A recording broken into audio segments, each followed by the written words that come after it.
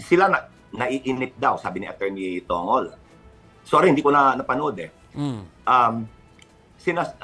Sinabi lang ni Attorney Tongol na it's been 7 days. Wala pa kayong pinafile. Gaya na nasabi ko, hindi naman ganun kasimple hinihingi ninyo eh. There are repercussions. Second, naiinip ka sa 7 days, ngayon 5 buwan na. Hindi pa rin kayo nagsisimula ng trial. Sa halip, mas pinapahirap nyo. Mas naging komplikado. We are stuck at preliminaries. Dapat hindi na ito pinag-uusapan. Attorney. So, 7 days, 5 months, you do the math. Yeah. Attorney, kailan nyo po ibibigay po sa kanila yung certification po? At bakit po sa puntong ito ay hindi pa po natin na ipapasa po? Okay. Bukas ay magkakaroon kami ng pagpupulong and we will arrive at a decision. Okay. So meron tayong ina-expect na big news. Okay. Kami po ay a-action na rin forthwith. Agad-agad. Agad-agad. Forthwith. Yung 7 days, that is within forthwith. Yes, yes. Oo nga pala. Yung 5 months, hindi ho yung forthwith. Forever yun.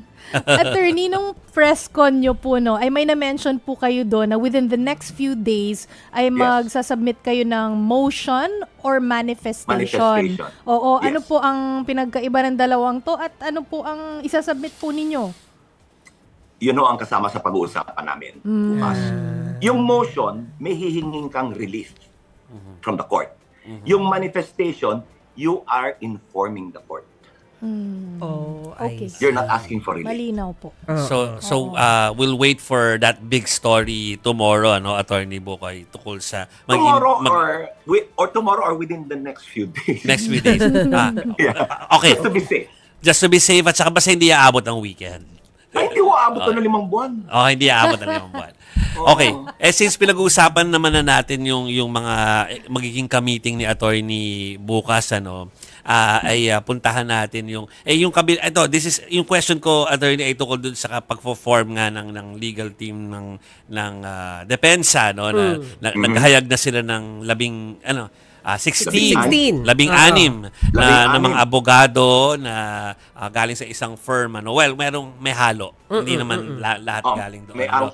Yes. So, Attorney, ang tanong ko lang mas alam niyo to dahil kay kausap niyo lagi yung mga yung project panel yung paghahanda ninyo, aside to maging busy kayo tomorrow because of that meeting, ay meron ba talagang nangyayaring paghahanda na para dito sa trial na ito? At baka naman meron kong konting patikim dyan. We have been ready since February. Okay. Hindi ho yan itatransmit nang hindi kami handa. Sapagkat ang inaasahan namin noon,